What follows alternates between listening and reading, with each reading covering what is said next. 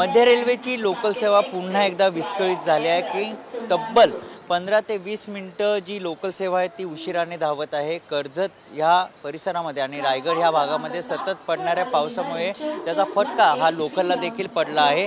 मी सध्या ठाण्यातील रेल्वे स्थानका परिसरामध्ये आहे आणि आपण या ठिकाणी बघू शकतात की मोठ्या प्रमाणात प्रवाशांची जी गर्दी आहे ती झालेली आहे, कारण की सकाळच्या सुमारास जे चाकरमानी वर्ग आहे ते मुंबईकडे जात असतात कामाच्या दिशेने, मात्र त्याचा फटका आता ह्या चाकरमानी वर्गांना देखील पडला आहे, कारण की तब्बल 15 ते 20 मिनिटे ही लोकल सेवा उशिराने धावत आहेत।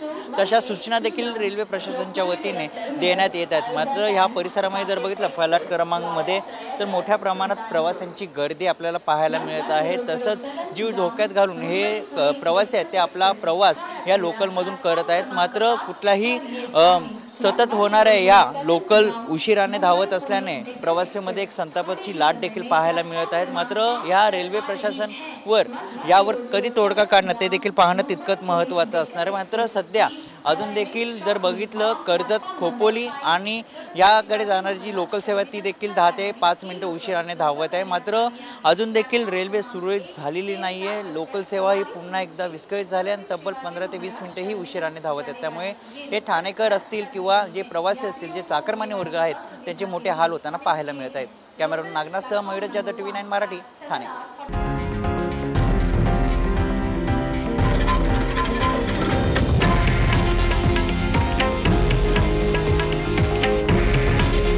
हे आहे देशातील नंबर 1 न्यूज नेटवर्क आणि आपण पाहत आहात TV9 मराठी।